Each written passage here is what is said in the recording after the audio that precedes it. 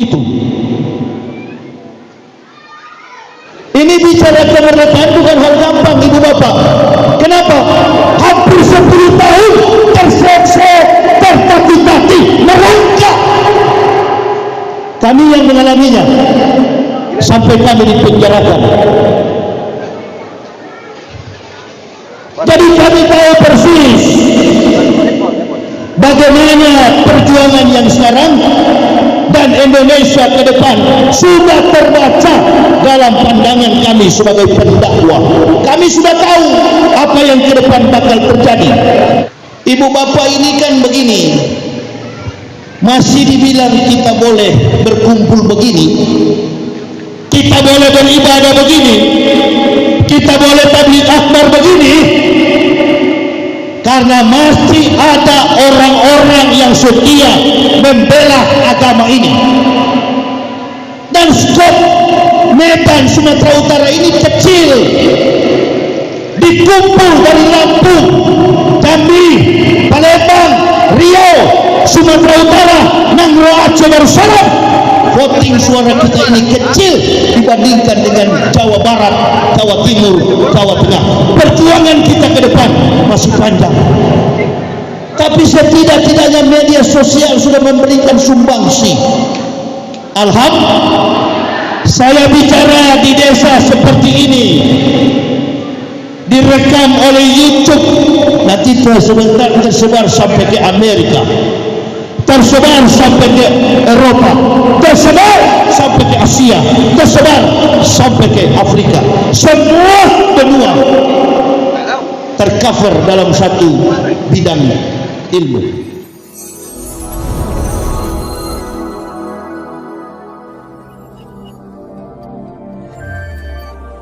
Bismillahirrahmanirrahim.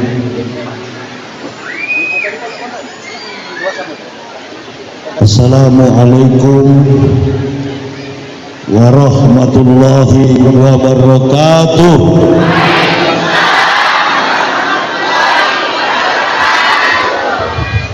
Alhamdulillahillazi arsyadal uqula ila tauhid wa hadaha wa awdaha adilata wahdaniyati wa jallaha wa abdala bibarahinil haq subahal batin. Ashhadu an la ilaha illallah hul malikul hakul mubin wa ashhadu anna sayyidana Muhammadan abduhu wa rasuluh usadiqul wadil amin tibil kulubi wa da'waiha wa afiyatil abdani wa sifaiha wa nurril absyari wa gijaiha wa ala alihi wa sahbihi wa sallim amma ba'd. Wa ya ibadallah ittaqullah haqqa tuqatih wa la tamutunna illa wa antum muslimun. Ibu bapak simak dengan baik bahwa negara kita ini adalah negara yang berdaulat, adil dan makmur. Bahkan di dalam pembukaan alinea yang pertama Undang-Undang Dasar Negara Kesatuan Republik Indonesia berbunyi, atas rahmat Allah yang Maha Kuasa dan dengan didorongkan oleh keinginan luhur, maka bangsa Indonesia menyatakan dengan ini kemerdekaannya. 78 tahun sejak 1945 sampai hari ini tahun 2023 miladia. Insya Allah penguasa, rezim dan seluruh komponen masyarakat memeriahkan hari ulang tahun kemerdekaan. Terkait dengan proses perjalanan kehidupan negara ini bergantung kepada kuatnya agama Islam. Berulang-ulang saya bicara di seantero republik ini, keliling Indonesia, saya sering mengatakan kalau negara ini mau kuat, NKRI ini mau kuat, maka Islam harus kuat. Sebaliknya kalau negara ini mau hancur, Islam tidak perlu diperkuat. Allah subhanahu wa ta'ala wa kazalika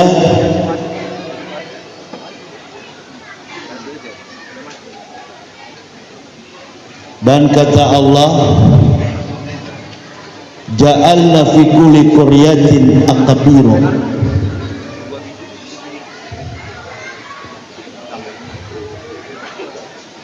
mumridiya liyamkuru fiha. Dan demikianlah di satu negeri kami utus penjahat-penjahat yang besar, liyamkuru fiha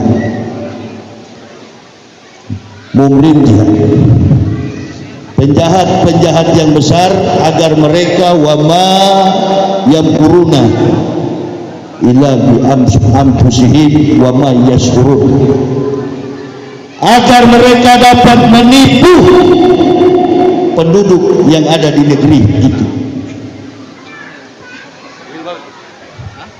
Yang terjadi di negara kita ini,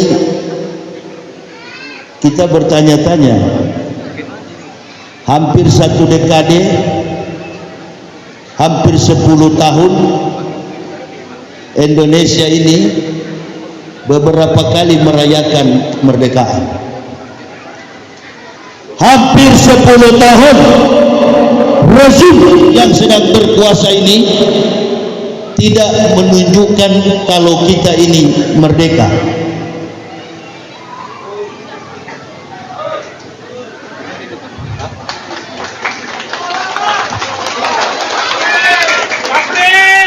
Ini adalah penelitian terkait fakta.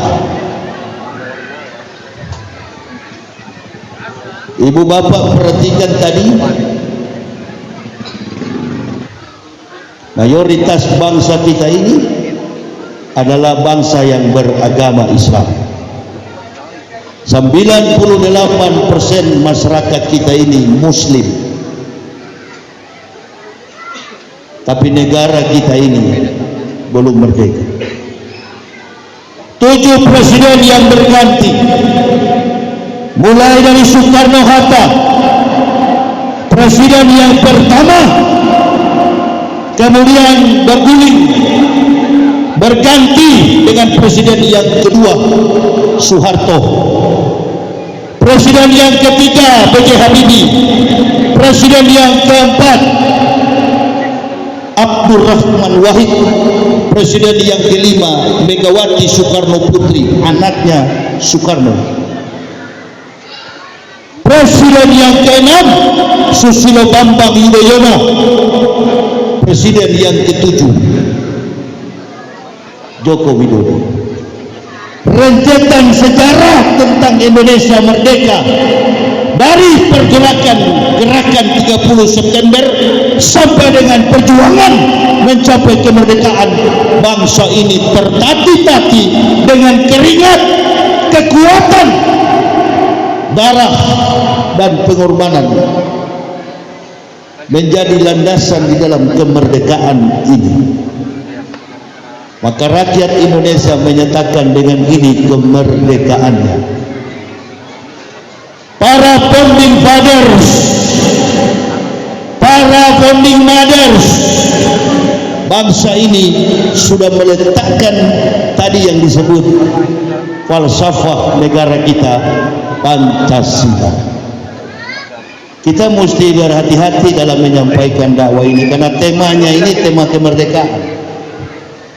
Kita jangan ikut-ikutan seperti rezim yang melaksanakan upacara. Ibu bapak, saudara-saudara, lihat apa yang terjadi dengan puncak pelaksanaan upacara kemarin 17 Agustus. Ibu bapak jangan ikut-ikutan seperti saya, tapi saya adalah bagian daripada masyarakat Indonesia. Orang tua saya adalah pejuang di negara ini. Bapak saya adalah perwira seksi 1 Korem Saktiasa Santiago. Bapak saya tentara, keluarga saya tentara, keluarga saya polisi. Orang tua saya mengabdi bagi negara. Saya bagian daripada kemerdekaan ini. Sedih rasanya melihat upacara yang tidak khidmat. Kita saja datang ke dalam majelis ilmu, duduk dengan santun, berdiri dengan santun. Ketika kita berselawat kepada Nabi, kita berdiri. Heningkan cipta dari atas sampai ke bawah. Pelaksanaan upacara kemerdekaan tidak menggambarkan realitas sesungguhnya kita ini bangsa yang merdeka. Kekanak-kanakan, tidak dewasa dan tidak menjiwai apa kemerdekaan itu.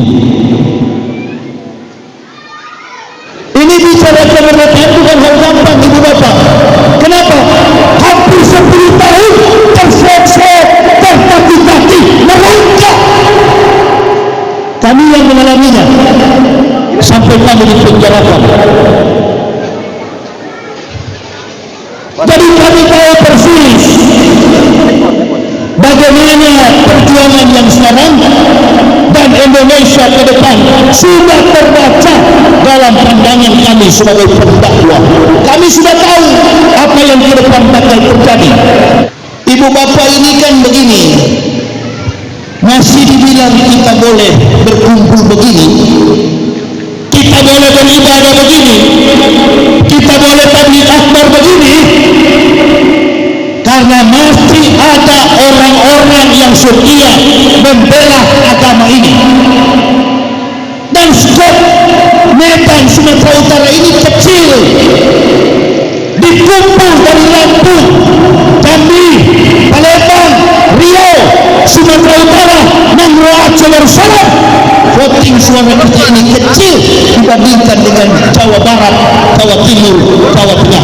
Perjuangan kita ke depan masih panjang. Tapi setidak-tidaknya media sosial sudah memberikan sumbangsi.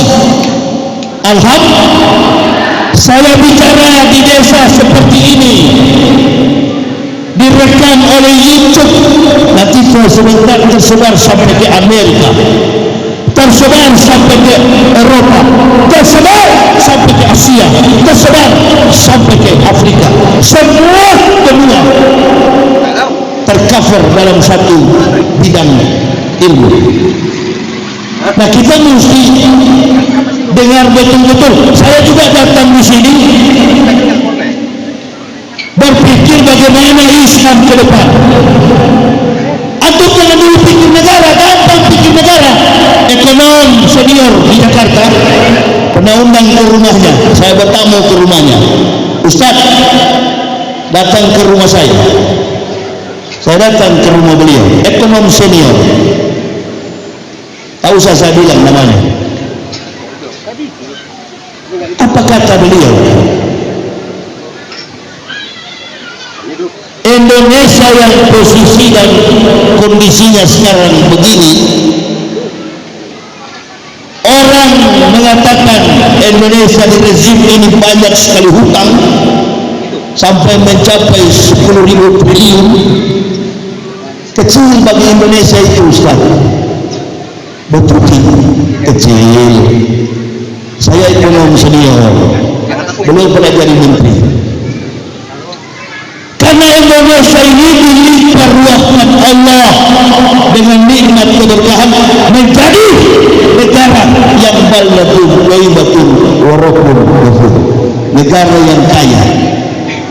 Kaya dengan apa? Kaya dengan sumber daya alam, bukan sumber daya manusia. Sekali lagi, Indonesia kaya karena sumber daya alam, bukan sumber daya manusia. 3 negara terkaya di dunia. Yang pertama Qatar, yang kedua Luxembourg, yang ketiga Singapura. Singapura kaya. Singapura, Luxembourg, Qatar, 3 negara kaya karena kompetensi, kemampuan, sumber daya manusia di atas rata-rata. Kita Indonesia negara terkaya di dunia, sumber daya alam, itu maksud saya. Makanya Allah katakan tadi, wa kadzalika fi kulli qaryatin akabiro umijha liyamkuru fiha. Maka kami jadikan di negeri itu para penjahat, pembesar yang jahat. Saya bilang kepada anak istri saya, dulu saya bukan Islam, saya kafir, Allah kasih hidayah. Begitu masuk Islam, saya bilang sama bini anak saya, you ikut saya, 3 hal jangan pernah kalian lupakan setelah kita Muslim. Kalian tidak perlu menghafal 30 juz, 114 surat, 6.666 ayat. Tak usah kalian hafal. Kalian cukup hafal suratul Fatihah, cukup. Asal kalian bisa membaca Al-Quran dengan tartil, insya Allah cukup. Tidak usah panjang-panjang, tidak usah ambisi menghafal 30 juz. Maka yang jangan kamu tinggalkan pertama adalah sholat 5 waktu. Jangan tinggalkan. Afdalul a'malu as-sholatul khams. Amal yang paling utama adalah sholat 5 waktu. Jangan tinggalkan. Yang kedua, jangan mencuri, jangan merampok, jangan menipu, jangan berbohong. Yang ketiga saya bilang, jadilah dirimu sendiri, jangan pernah menjadi diri dan pikiran orang lain. Legitimasi, kompetensi, kemampuan, eksistensi pemimpin kita ini 10 tahun, hampir 10 tahun, dekat dengan 10 tahun, 9 tahun lebih, kemampuan rezim yang ada dari presiden sampai ke bawah, di bawah rata-rata. Ketidakmampuan memimpin tergantung dari seorang pemimpin. Itu dalam pandangan studi leadership. Dan seorang pemimpin sejati tidak pernah mencari pengikut. Kalau kita belajar ilmu leadership kepemimpinan, tak ada pemimpin mencari pengikut. Saudara, ibu bapa rahimakumullah, perhatikan Presiden ke-13 Amerika, seorang otodidak. Beliau adalah ahli hukum.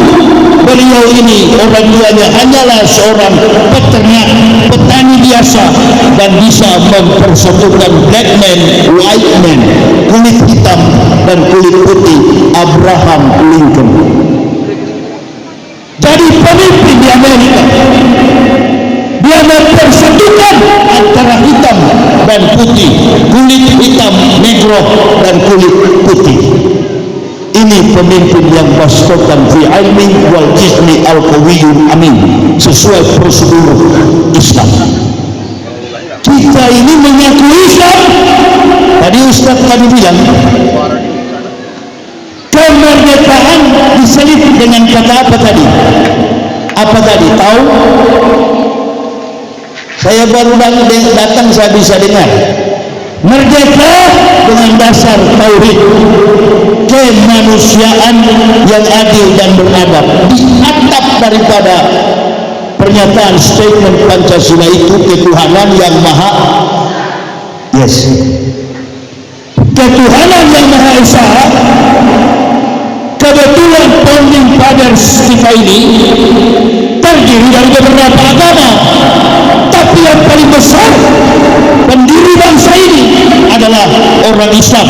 Konon notabene mereka ini adalah ulama.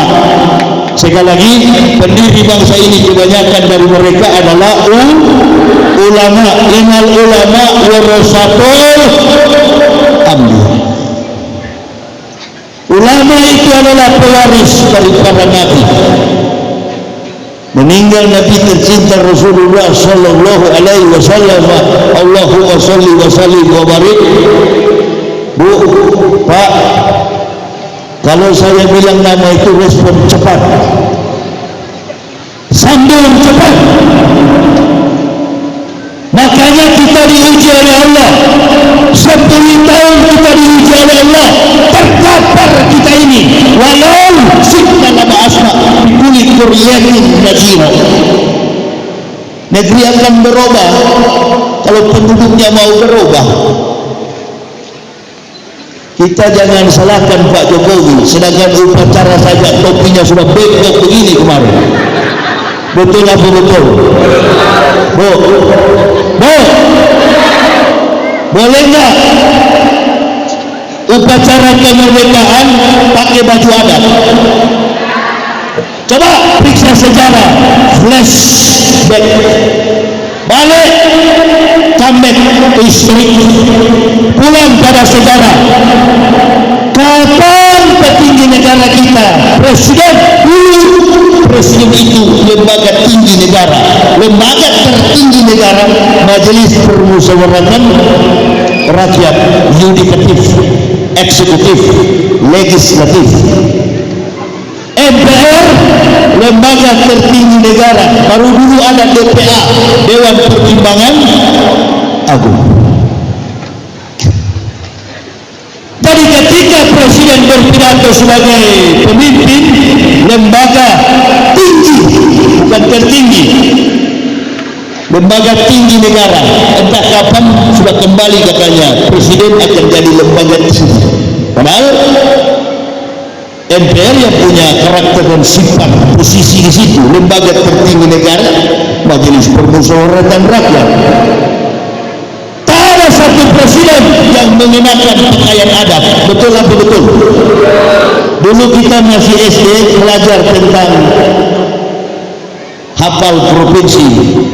Aceh ibu kotanya Banda Aceh, Sumatera Utara ibu kotanya Medan, Sumatera Barat ibu kotanya Jokowi lagi Provinsi Padang.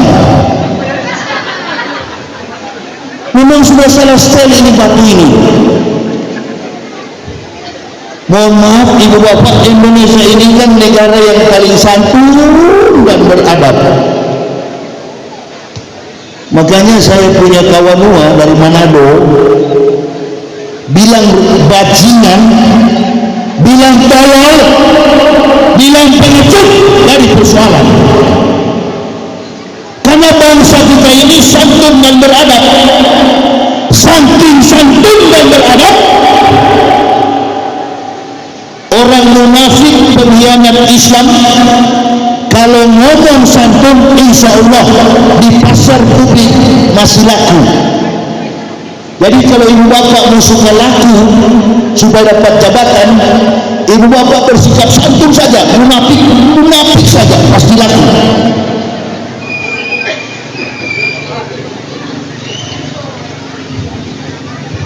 Makanya sekarang ini bingung.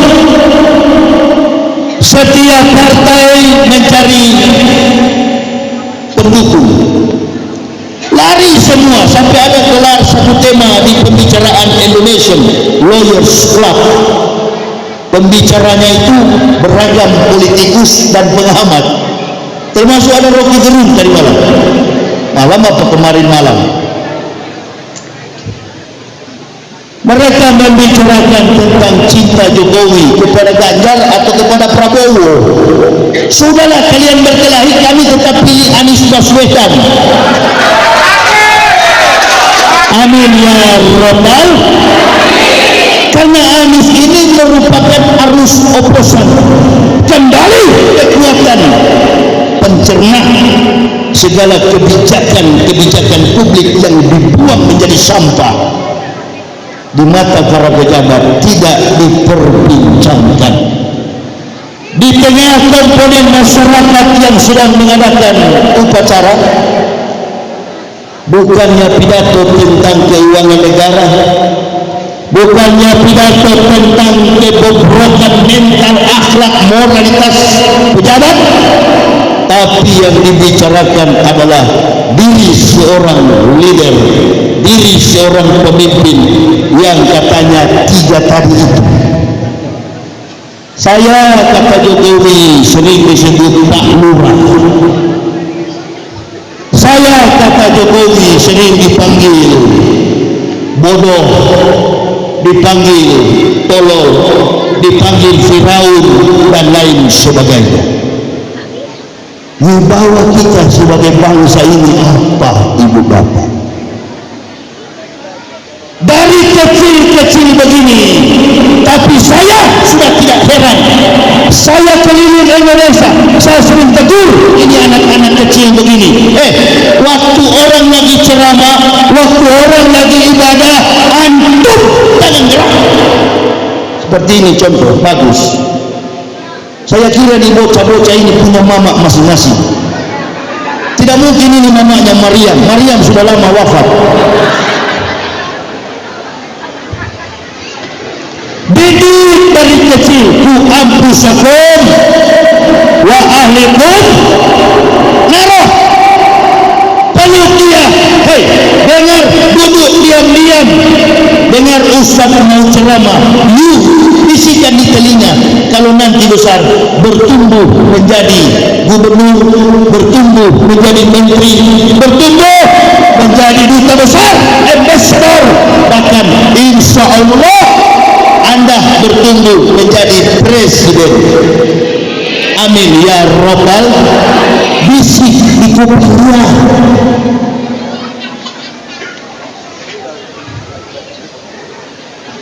Ibu bapak,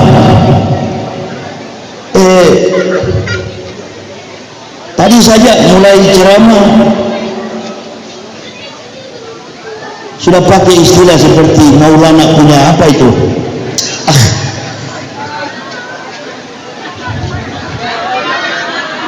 Saya tidak dalam barisan itu. Saya dalam barisan yang tidak suka main-main. Serius berpikir tentang negara dan agama ini. Ini yang rezim yang begini suka, yang begitu, yang puji-puji datang cuma ngelawak-ngelawak, Allahu Akbar. Lihat orang Islam suka begitu-gitu, gampang. Suara mereka kita bisa beli. Murah sekali kita ini. Islam ini akan kuat kalau ulamanya kokoh di atas. Ihsaru salasa asnafin minanasi wahum. Waspadalah kalian dengan 3 golongan manusia di antara kamu. Yang pertama, al ulama'ul qopilun, ulama yang lalai. Saya bukan ulama, saya bukan ustaz. Kalian salah. Saya ini adalah muhtadin. Hanya diangkat Allah dari lumpur kafir, dipindahkan ke dalam Islam. Tidak gampang jadi ustaz, tidak gampang jadi ulama. Ini bencong jadi ustaz. Karena penjilat agama hancur atau tidak, saya yang penting terkenal. Ini kata Habib Rizik, imanuhum fi amrokihim. Yes, saya satu barisan dengan beliau. Kami terpenjara, kami ditangkap karena dendam kafir dan munafik. Bini kita di Indonesia badan kekar, tampil di televisi, assalamualaikum. Laki-laki gagah, laki-laki kekar, tangan seperti bencong begini, putar-putar. Ini yang begini pemain kungfu harusnya. Ini orang-orang bencong ini negara kita. Sudah, Indonesia gampang kok, ustaz-ustaznya gampang, bisa diatur. Yang penting santun, yang penting beradab. Ingat, santun dan beradab itu ditempatkan dalam konstruksi apa?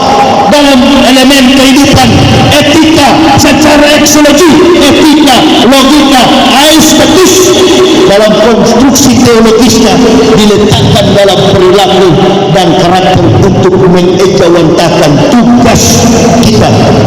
Sebagai seorang penguasa, dia adil, dia santun, dia beradab. Kalau dia tidak ambil uang negara, betul apa betul? Itu yang beradab, itu yang santun. Jenderal sebagai seorang jenderal, dia tidak korupsi, dia tidak jadi bandit narkoba, dia tidak membunuh sesama polisi, tidak membunuh sesama tentara. Itu yang disebut santun dan beradab. Tapi jadi kalau ada diksi-diksi yang menyebut bajingan dalam ambition of the human leader, kepemimpinan yang tidak didasari pada kesantunan, beginilah supaya lebih mudah, jangan terlalu ilmiah. Begini, orang sering menuduh Islam teroris. Lihat baik-baik, dengar baik-baik ibu bapak. Teroris buang bom di tengah kita di masjid ini. Ini nggak sampai 5.000 yang hadir. Dengar baik-baik. Maka kita kutuk perbuatan teroris, bukan dakwah fisabilillah. Amin ya robbal. Karena membunuh orang kafir dan membunuh saudara muslim. Tapi yang tidak terlihat, awas. Yang tidak terlihat ibu bapak, pancuri uang negara 349 triliun hanya lipstick. Ketidakadilan sosial bagi seluruh rakyat Indonesia. Di era Jokowi ini menakutkan. Allahu Akbar. Hukuman apa yang Allah berikan bagi negara kita? Ada lagi berita terbaru, seorang PT Taspen, tabungan pensiun para purnawirawan, seorang dirut direktur utama kafirun sedang diseret ke pengadilan dan mentersangkakan halak batak. Pengacara siapa yang bela Joshua kemarin? Siman Juntak. Kita tidak bela persoalan ideologinya, akidahnya, bukan, tapi ketidakadilan di masyarakat. Ini yang betul-betul persoalan ini menembus dalam mindset cara berpikir Anies Baswedan sampai kepada lobus parietal otak besar yang dikelola sebagai seorang cendekia, orang yang hebat, trik recordnya luar biasa. Dia tahu persoalan negara sehingga meletakkan satu slogan sebagai capres berubah. Apa yang perlu dirubah? Yang perlu dirubah adalah keadilan sosial bagi seluruh rakyat Indonesia. Allahu Akbar. Kalau sudah bela, kalau sudah pakai slogan ini, berarti komponen secara pluralistik. Kita ini kan bangsa yang pluralistik, modernis and sekularis. Kita bukan bangsa yang bodoh lagi. Di kampung-kampung orang sudah memakai ini barang disebut dengan apa namanya? Headphones. Apa namanya? Handphone pintar atau apa? Smart. Yes, handphone sepintar. Biar di kampung-kampung tadi lampu merah ada orang punya tangan hitam-hitam sementara ketik-ketik begini. Saya bilang sama istri, itu dia ketik betul nggak? Ya betul apa? Oh, Kamu yakin betul? Betul. Coba buka kacanya, saya lihat. Betul, dia balas WhatsApp. Dia sedang balas WA kawannya. Dulu dia tahu begitu. Saya aja tidak tahu. Dulu kira-kira dia tahu. Dia tidak tahu. Penggunaan IT, informasi telekomunikasi, menerobos ke ruang-ruang publik, membedah pikiran masyarakat, melihat lebih jauh tentang langkah perjuangan hidup manusia yang dia titik beratkan pada perhatiannya terhadap penguasa. Jadi apa yang dikatakan Rocky Gerung? Saya tahu persis Rocky Gerung. Satu kampung dari Manado, sama-sama kita orang Manado. Yang kedua, secara ideologi, dari aspek antropologi, linguistik, bahasa dan budaya, kita sama-sama satu bahasa dari Manado, Sulawesi Utara. Tapi dari sudut pandang beliau dalam rekam jejak akademik, beliau itu menguasai science of mother. Induk, ruang induk dari segala ilmu pengetahuan adalah filsafat. Dalam setiap negara pasti ada filsuf, dan setiap filsuf pasti jadi korban rezim. Tapi kalau rezimnya adil, insya Allah Galileo dan beberapa Aristoteles ini nggak mungkin dihabisi, pasti jadi kawan. Ini susahnya kalau seorang pemimpin tidak terpelajar secara akademik, ditambah juga dengan sarjana kita ini kebanyakan ijazah beli alias ijazah palsu. Bagaimana memasuk ke depan menjadi pemimpin? Bicara aja sudah tidak sanggup. Coba perhatikan kalau Anies bicara, lawannya cuma dua di Indonesia, di Republik ini. Lawan tanding Anies dalam berkomunikasi, dalam ilmu homiletika, bukan homiletika ya, bukan homiletik, homiletik atau speaking public, orator, orasi. Kalau dia bicara, lawan tanding dia sebagai seorang presiden hanya dua di Indonesia. Yang pertama Soekarno, yang kedua Susilo Bambang Yudhoyono. Allahu Akbar. Kita bukan kampanye Anies, nggak pakai istilah kampanye, pokoknya to the point, tembak langsung. Saya kan bagian masyarakat, saya masyarakat yang korban. Saya membawahi ratusan juta masyarakat. You terima atau tidak terima, no problem. Karena saya paham Rocky Gerung bicara begitu, mari kita berhitung secara matematik finansial. Dia tidak berpikir tentang rumah tangga. Why not? Kenapa dia tidak berpikir rumah tangga? Karena dia tidak punya bini. Satu, Rocky tidak punya bini. Yang kedua, dia tidak punya tanggung jawab terhadap keluarga yang lain.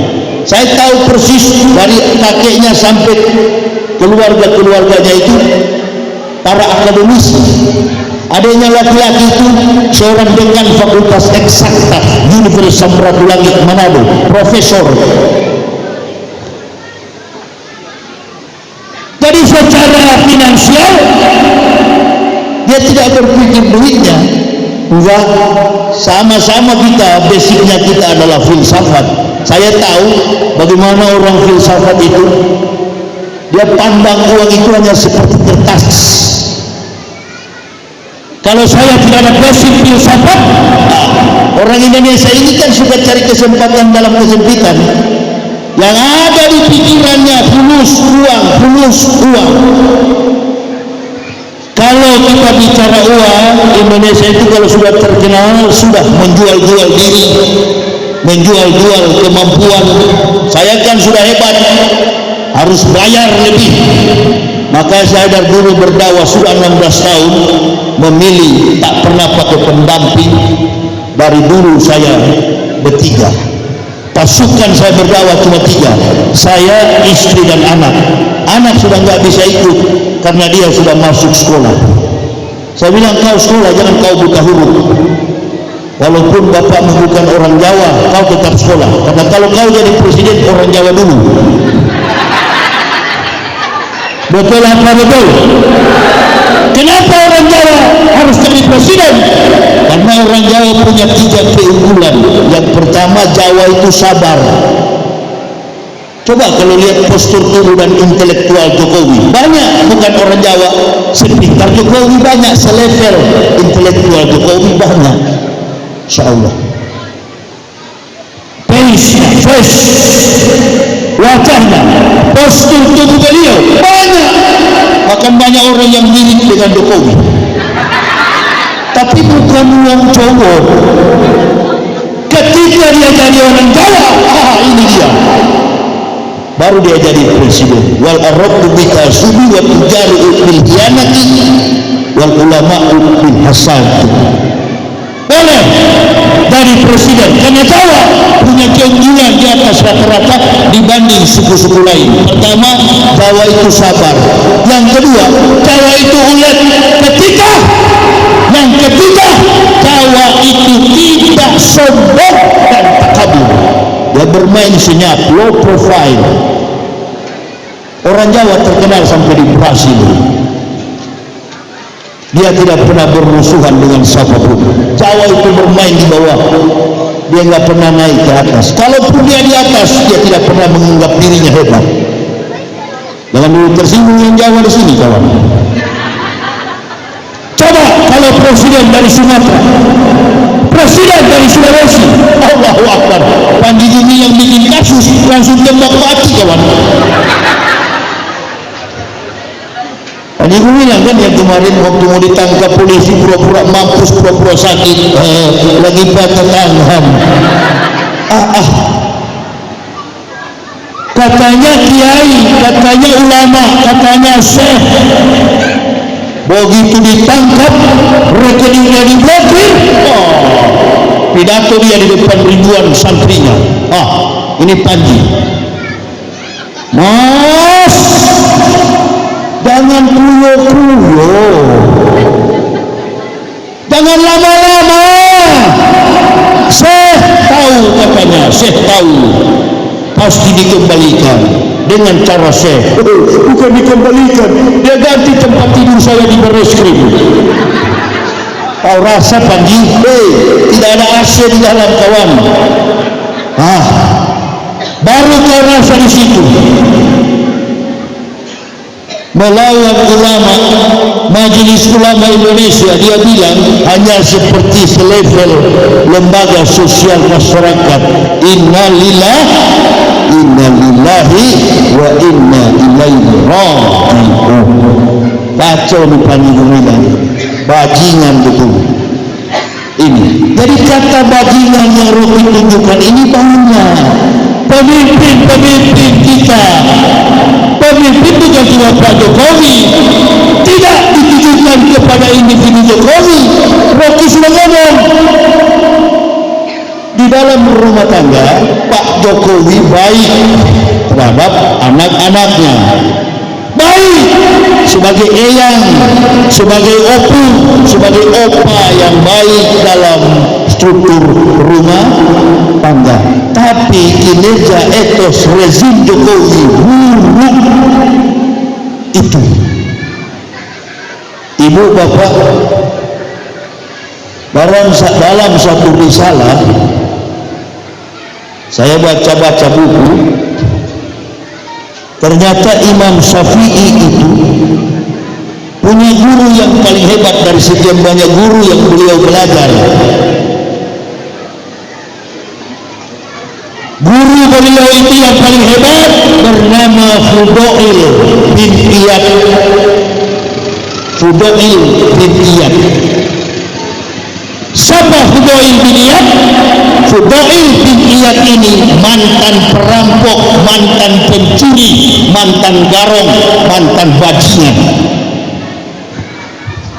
Kata Fudail, kedudukan berdiam di dalam rumah sedangkan kuncinya adalah cinta kepada dunia. Nabi sallallahu alaihi wasallam hubub dunia rasul kulli hujat. Cinta kepada dunia adalah akar dari segala kejahatan. Berkomitmen dia, bersatu dia antara menteri dengan menteri, antara hakim dengan jenderal, bersatu dia. Bagaimana supremasi hukum digembos? Antum melawan penguasa, antum bukan masuk ke kamar, antum akan masuk ke kamar tahanan. Ini yang membuat orang jadi takut. Bahkan Karni Ilyas pernah merilis satu siaran, 62,8% masyarakat Indonesia takut bersuara. Sudah takut bersuara. Lihatlah sekarang yang tadinya di atas kencang bicara tentang tauhid, bicara tentang kedaulatan masyarakat, bicara tentang kebenaran Islam, tiarap satu-satu. Takut masuk penjara. Nggak apa-apa, kita masuk penjara bangga, asal kita bukan nolong, asal bukan nipu, asal bukan bohongi umat. Saya di dalam penjara, ada ustaz juga di dalam penjara.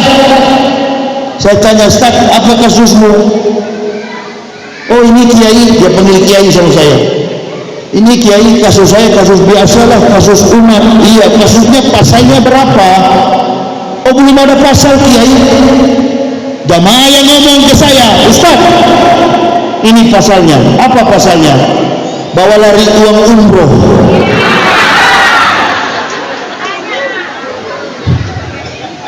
Malu-maluin, Bu.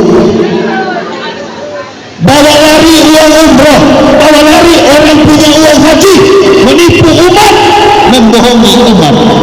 Innalillah. Oh, saya bilang kalau saya begitu dan dulu sudah kaya saya ya. Hari ini kaki saya di Sumatera Utara, besok di Cirebon, besok di Makassar, besok di Kalimantan, besok di Banjarmasin.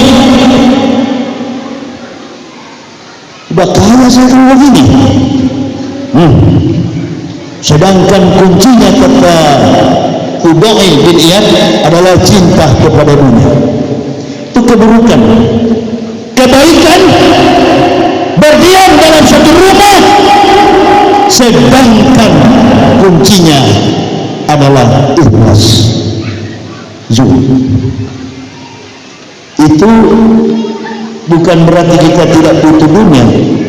Ingat baik-baik, uang itu bukan segala-galanya, tapi segala sesuatu butuh uang. Tapi bukan segala-galanya, bukan segala-galanya. Sama dengan kita datang berdakwah, kita tahu panitia siapkan tempat, panitia perlu pengorbanan. Saya bilang saya keliling Indonesia, tanya dari Sabang sampai Merauke, kalau pernah saya tipu umat dalam berdakwah, bahkan panitia yang tipu saya. Oh, pernah terjadi begitu, waktu buka amplop begini tipis. Makanya untuk mengukurnya rasa dulu kopi, ada kopi enggak ini? Disinilah akan melihat. Ini kalau kopinya enak, insya Allah amplopnya terbalik. Bukan ibu bapak. Kita mau merdeka bagaimana di dalam kita umat Islam sendiri saling pancuri? Merdeka apanya? Tertibkan dulu diri sendiri, tertibkan dulu masyarakat, negara dan bangsa. Tapi siapa yang menertibkan? Yang di atas. 4 orang yang menertibkan dunia ini. Bi ilmi ulama'i, bi adlil umara, bi safwatil aqniya, bi da'watil fuqara'i. Yang pertama, bi da'watil fuqara'i, itu yang keempat, doa orang-orang miskin. Bahaya itu, bahaya. Kalau itu sudah berdoa, awas. Ya Allah, presiden yang dulu saya tidak begini, Waktu SBY kami sawit yang baik. Dulu per kilo sawit saya 5.000 ya Allah. Di zaman Jokowi ini hancur ya Allah. Awas, awas. Doa orang miskin. Karet 7.000 dulu ya Allah. Tapi ganti menterinya ini rusak. Sampai gula dan minyak goreng susah dicari kemarin. Saya orang Manado kawan. Kalau di Manado, tidak perlu minyak goreng. Orang Manado nyiur melambai. Oh, di kampung saya, opa saya itu punya berhektar-hektar on the Memen. Opa saya punya kopra, punya banyak kelapa. Bahkan saya masih muda, saya pencuri kelapa itu. Yes, saya pencuri kelapa itu. Tapi punya opa saya mantan pencuri seperti Kudoil Bitiar.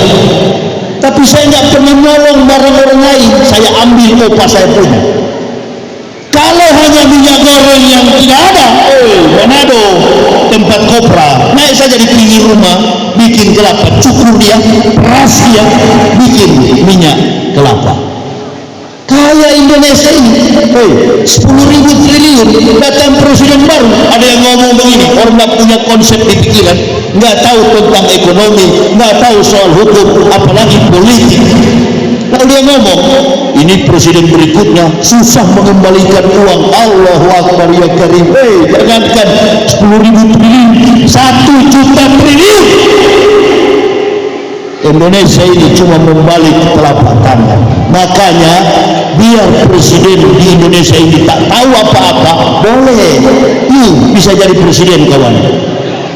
Insyaallah, amin ya rabbal. Bisa, karena yang bekerja bukan presiden.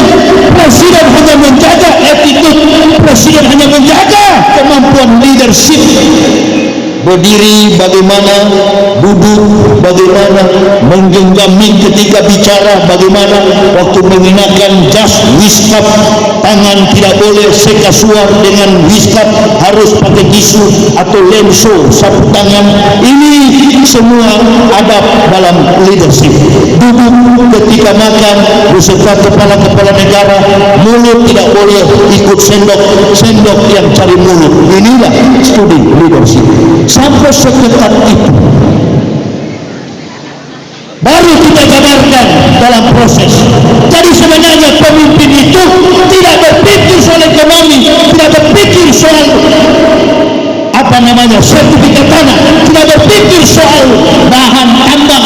Semua yang ada dalam ruang republik yang kaya raya ini, baik di bawah tanah, di atas, di udara, bahkan di kiri kanan tambang. Pemimpin tak usah pikir itu. Kenapa pemimpin sampai bagi-bagi sertifikat? Ini adalah kinerjanya siapa tadi yang sambutan itu? Dusun siapa? Ya, si dusun tadi itu punya kerjaan. Itu barangkali orang asumsikan kepala, itu orang bilang murah. It's come back to yourself. Kembali lagi kepada you punya diri. Begitu.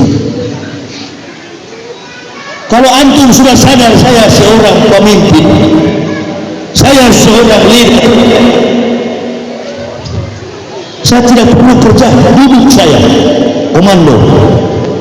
Tapi ibu bapak garis bawahi, seorang leader yang pertama claim language, kuasai bahasa. Kalau sudah kuasai bahasa, kuasai ilmu.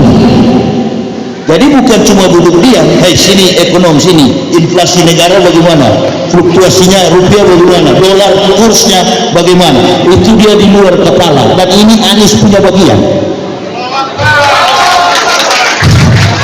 Nanti kita lihat, dulu kita pendukung Prabowo kan? Maaf Jenderal, sekarang kita dukung Anies Jenderal.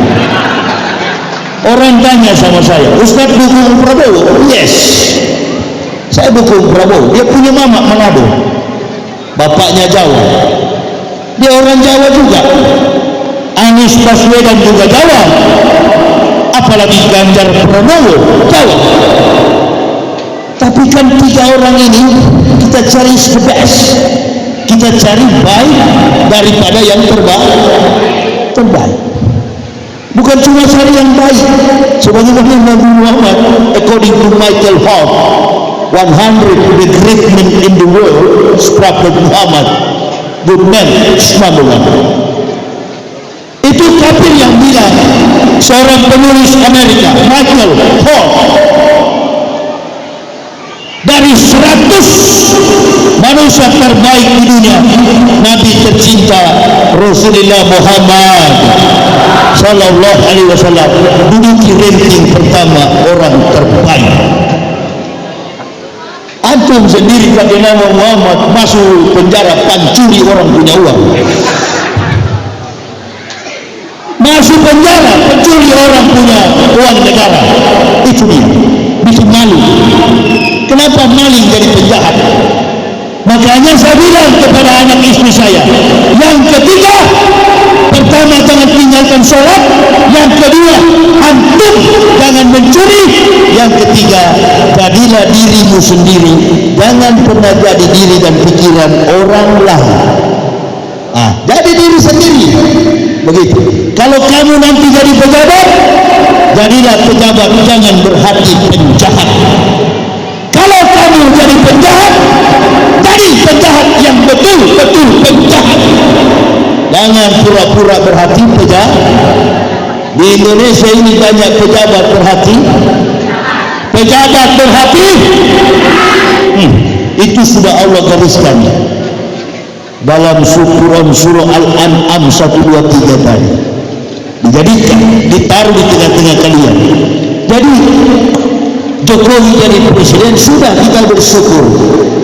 Kita kan dulu dukung Prabowo menang, tapi Jokowi yang Allah lantik. Sudah syukuri, sudah dilantik, bahkan tidak terasa hampir 1 dekade, hampir 10 tahun Jokowi sudah mau selesai. Kemarin itu 78 tahun Indonesia merdeka, itu pidato terakhir Joko Widodo. Insya Allah, amin ya Rabbal. Karena Jokowi sudah mau turun, bukan cuma Jokowi. Isaru salasa asnafin minanasi wahum. Yang pertama al-ulama'ul ghafilun, ulama pun turun, Maruf Amin. Kemarin dia mau upacara, dia mau masuk ke barisan upacara. Tarik kiri, ditarik kanan. Karena kawan sudah susah, raja punya kaki kan tidak kuat lagi jalan. Coba perhatikan kalau Anies dan Agus dia. Ini nih pemimpin yang gagah, yang muda. Allahu Akbar. Seperti inilah contohnya Yahya Warobi begini. Amin ya Rabbal. Jangan cari yang sudah absen, cari yang masih pursa. Satu, mantan serdadu, soal mental sudah terlatih, track recordnya uspadai, ex-presiden. Bapaknya dulu adalah presiden yang paling bijaksana, Susilo Bambang. Masya Allah, tinggi, gagah, besar. All the praises, Bismillahirrahmanirrahim. All the praises go to Allah and Rasul Sallallahu Alaihi Wasallam. Di mana-mana SBY pidato selalu melibatkan Allah Subhanahu wa Rasulullah Sallallahu Alaihi Wasallam. Beliau buka dengan kata Bismillahirrahmanirrahim. Presiden from Indonesia. Ini satu sudah baca begini sana lagi.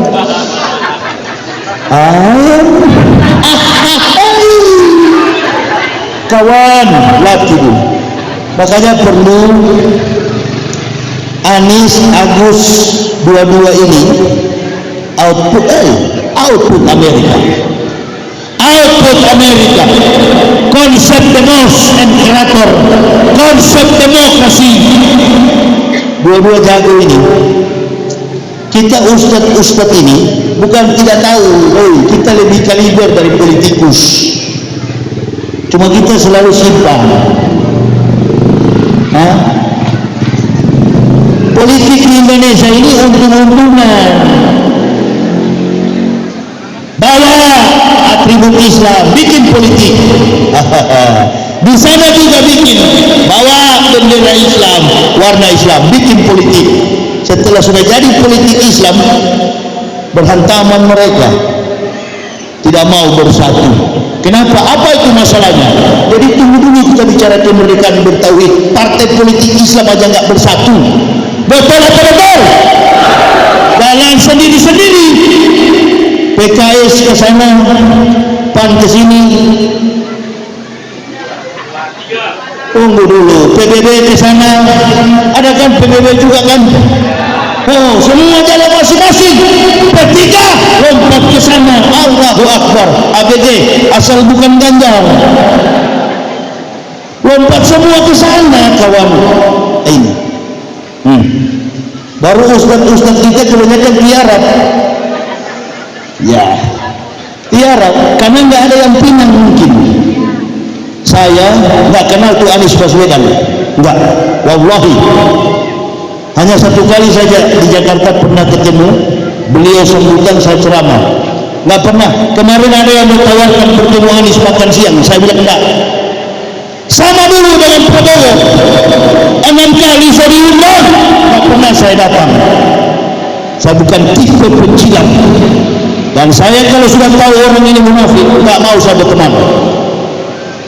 Lebih baik satu dunia benci sama saya, tapi saya disenangi oleh Allah daripada saya disenangi satu dunia dimusuhi Allah. Pegang prinsip itu. Itulah yang Abraham Lincoln pegang. Selama dia nggak mati di tangan kulit putih, begitu juga saya di penjara. Tolak semua pengacara, karena saya tahu kalian berani kalau kalian diadu dengan sama-sama Muslim. Giliran kalian dengan kafir, kalian pikir saya tidak tahu? Saya bekas kafir. Dana kalian ada dengan kafir, saya tahu bukan tidak. Ada ulama yang mengalir dengan partai kafir. Innalillahi. Dulu saya pernah bilang ulama ini, terjadi sekarang kan? Makanya saya memilih jalan sendiri. Ada lagi fitnah. Ustaz Yahya katanya main catur, main kartu dengan Habib Rizik. Di mana saya main kartu dengan Habib Rizik? Beliau dibuat narkoba, saya dipidana umum, jauh tempat kami. Singa dengan singa mau diadu, susah kawan. Kasihan. Saya kesini tadi, orang kaget sholat isya di sini maghrib di jalan tadi. Jalan apa tadi itu? Saya mampir suami istri. Ini Ustaz Yahya ya? Oh bukan Pak, mungkin salah. Itu Ustaz ada tai lalat di sini. Iya bisa saja salah. Masa awal ini sinaga. Siapa yang mengatur? Ini Ustaz Yahya lah pura-pura. Walau bahasa kawan. Bahasa Yahudi saya tahu, lagi bicara Batak. Tahu lah awak. Mau ke mana Ustaz? Mau ke Semencirim. 18 menit lagi. Ada masjid yang di samping Arhanut. Saya sholat maghrib di situ. Jadi kami kemana-mana. Orang bertanya, kenapa Ustaz tidak mau pakai sopir? Saya takut nggak pernah, tapi waspada saya tinggi. Kalau antum saya percaya, belum 100%. Saya takut Indonesia ini biar 2000 perak dia mau bunuh saudara muslim. Jangankan 1 miliar, 2000 perak dibayar 2000 dia mau bunuh saudara muslim. Nah kalau saya pakai sopir, oh ini sopirnya Yahya, ini kafir, ini kuat dananya, bikin orang Islam jadi munafik karena orang kafir. Kafir mulai sorong. Nih ada 1 M, kamu sopirnya Yahya? Iya. Dia suka minum kopi kan? Ini cyanide, ini cyanida. Arudi kopi Yahya Waloni, habis minum selesai awak.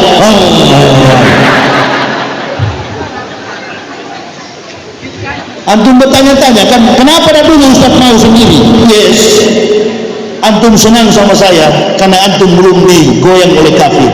Orang yang tadinya semalam di Medan ini kawal saya kiri kanan, munafik ternyata. Saya datang ke kampungnya sana, saya ceramah di sana. Oh Yahya Waloni itu, wah keluar penjara dia minta maaf.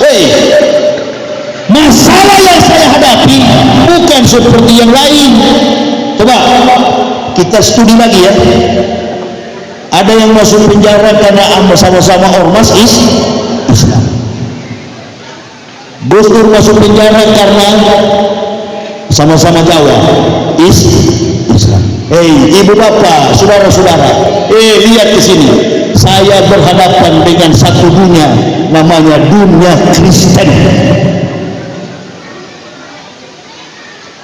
Saya minta maaf karena yang menjadi ahli pada waktu itu adalah Kiai NU, Ustaz terdakwa. Antum mengatakan Roh Kudus itu Roh Kudus. Kitab Kristen itu Matius, Markus, Lukas, Yohanes, Stefanus, Stetanus, Spiritus, Capticus.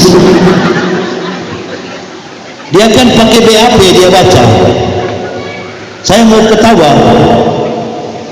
Kalau kita mendalilkan ini dalam ceramah, di dalam Al-Quran Allah tegaskan dia akan menyolok agama kita dengan tidak juga pakai dalil. Apa anda terdakwa menerima? Sadar saya. Maklumlah Kiai, karena mobil baru kalau injak gas memang langsung meluncur dia. Saya masih baru Islam, saya belum tahu konsep Islam. Inilah Allah taruh saya di penjara. Saya minta maaf karena perkataan Roh Kudus. Bukan mengatakan kitabnya palsu, saya minta maaf, salah. Langsung timbul fitnah di mana-mana. Yahya menyerah. Saya menolak pengacara. Kalau saya menyerah, kalau saya takut, banyak pengacara membela saya. Sampai polisi kasih pengacara, saya tolak. Tanya Bareskrim Mabes Polri, saya tolak. Sampai Pak Andrianto Agus Komjen Kabareskrim Mabes Polri bilang sama Majelis Ulama Pusat, MUI Pusat, dan Yusuf Mansur yang menjemput saya, baru kali ini kami dapat Ustaz ditahan tak mau pakai pengacara. Sekali layar terkembang pantang menyerah, itu bahasa saya. Sekali layar terkembang pantang menyerah. Allahu Akbar. Sekali membela Allah, mintalah hanya kepada umat. Saya bilang, jangan warnai sidang-sidang saya. Biarkan saya hadapi ini sebagai laki-laki. Om rijal, nahnu rijal. Mari tunjukkan, karena saya sudah tahu nanti di pengadilan pasti bebas. Pendeta mana yang mampu berhadapan secara akademik? Saya bekas rektornya dulu.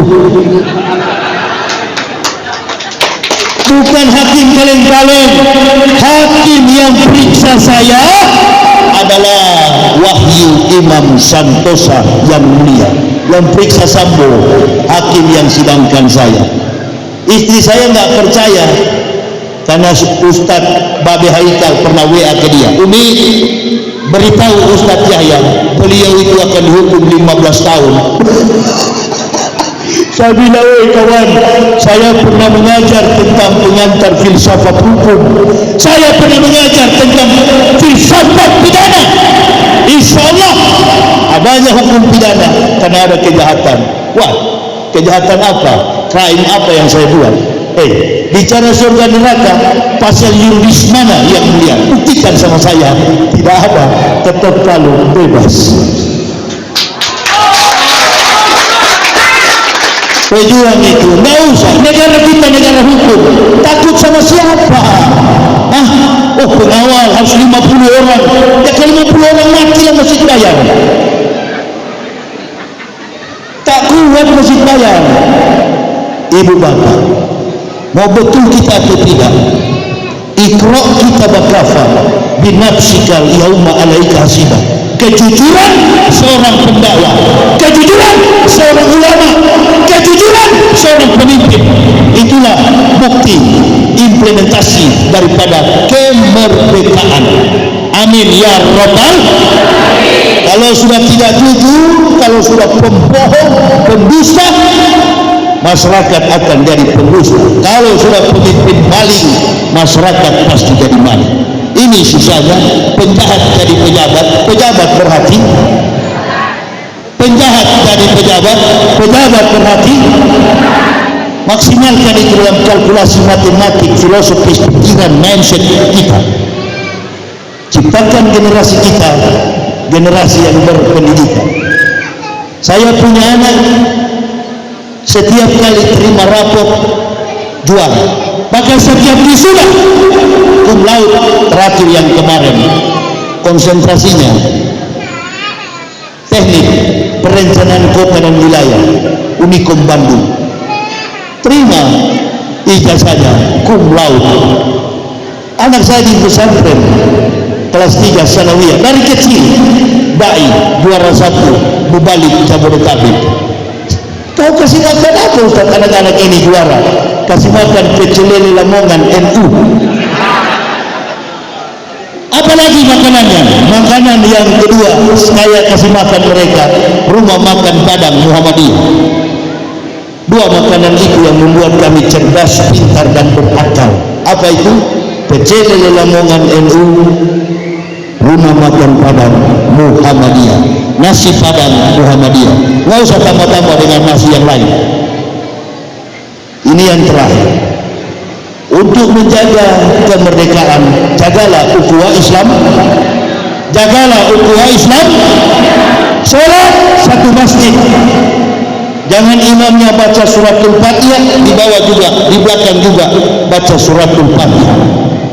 Mau pakai kunut atau tidak kunut, insya Allah semuanya benar. Amin ya rabbal. Yang biasa pakai kunut silakan pakai kunut, yang tidak pakai kunut silakan teruskan, lebih cepat lebih bagus begitu. Yang pakai kunut silakan, yang tidak pakai kunut silakan. Jangan undang ustaz yang bilang di sini yang pakai kunut sesat, besok lagi diundang yang tidak pakai kunut sesat. Ini dia. Ini bukan ustaz kalau dua begini, iblis semua itu. Yes, kalau kita mau merdeka, di samping jujur, kita juga mesti berani tegas. Qulil haq walau kana. Orang Islam kan bingung sekarang, mana ini Islam yang betul? Ini ikut yang ini, bayar 1 juta, insya Allah masuk surga. Di Kalimantan ada itu. Bayar 5 juta, masuk surga. Allahu Akbar. Kalau begitu orang kafir masuk surga semua. Yang banyak duit. Jangan pernah bermatematik dalam hukum syar'i Islam. Doa kita itu Rabbana la tuzigh qulubana ba'da idh hadaitana wa hab lana min ladunka rahmah innaka antal wahhab. Rabbana atina fid dunya hasanah wa fil akhirati hasanah wa qina azabannar. Subhana rabbika rabbil izzati amma yasifun wa salamun alal mursalin alhamdulillahi rabbil alamin. Itu saja. Nggak bisa bahasa Arab, pakai bahasa Indonesia. Ya Allah, Engkau Maha Pemberi, beri berkah bagi saya. Anak saya mau sekolah, suami saya sudah tidak ada, ya Allah. Saya janda seorang diri. Dari mana tempat saya bergantung, ya Allah? Minta kepada Allah. Lebih cepat pertolongan kita kepada Allah. Kalau kita minta kepada manusia, apalagi minta kepada pemerintah, tunggu saja dalam kondisi begini. Makanya kita berdoa di tahun depan, tanpa kita harus menjelekkan Joko Widodo, tanpa harus kita menjelekkan Prabowo dan Ganjar. Pak Jokowi tinggal Agustus, September, Oktober, November, Desember, Januari, tinggal 7 bulan. Tinggal 7 bulan. 14 Februari 2020 ampe, kata orang Padang. 2024 pemilihan, insya Allah Anies Agus. Amin ya Rabbal Allahu Akbar. Ini pemimpin yang ganteng-ganteng orang ini kawan. Wah, kuat-kuat, postur tubuhnya bagus-bagus. Saya senang sekali melihat Agus sama Anies itu. Kalau sudah pakai nisab, sudah pakai jas, betul-betul tidak memalukan kalau ke Eropa itu. Jago bicara, jago bahasa Inggris. Udahlah, kita hanya mendoakan orang tua-tua Pak Ma'ruf mundur ke belakang jadi ulama. Amin ya Rabbal. Jangan orang-orang marah, Ustaz kenapa Ustaz keluar penjara Yusuf Mansur yang jemput Ustaz? Nah ini jadi sorotan juga. Bahkan ada yang bilang, oh Ustaz Yahya keluar penjara sudah jadi lembek, jadi pelempem. Lembek matamu. Lembek apa? Saya sendiri dari dulu. Saya pernah ular. Yang saya hadapi adalah para Kristen kan punya taktik. Cerdiklah kamu seperti ular, tulus hati seperti burung merpati. Itu dalam Bible New Testament, perjanjian baru Kristen. Cerdik kamu seperti ular, tuluslah hati seperti burung Maksudnya saya pernah jadi ular, sekarang berhadapan dengan harus lebih licik daripada antum nggak pernah jadi ular. Cuk, kata Nabi, man somatan aja. Kalau nggak tahu perjuangan, duduk diam. Ini perjuangan untuk agama ini tidak mudah siasahnya. Oh ini duduk kita satu partai, ini satu kelompok. Besok-besok pecah. Kenapa? Ambisi, human interest, kepentingan manusia. Coba dulu kita Prabowo menang dari Sabang sampai Merauke. Kenapa Jokowi yang dilantik? Karena di antara kita banyak yang cari muka kepada manusia, cari muka hanya kepada Allah. Maka saya paling tertutup, paling secret sekali. Saya menangis, cukup Allah yang tahu. Di mana? Minal lailah fatahajat bihi. Pada separuh malam sujud tahajud maka. Nggak usah. Jadi antum mungkin berpikir, oh masa saya ini sudah Islam dari lama nggak bisa. Antum kan mengukur orang setia, jujur dan benar dalam Islam itu bukan karena kau lama di Islam. Tadi bilang dari kecil di pesantren. Dari kecil juga dia tipu. Kalau wakaf dan uang penjilat, ada satu ibu, bapak, saudara-saudaraku, dari tahun ke tahun ban Vespa terus di kepala.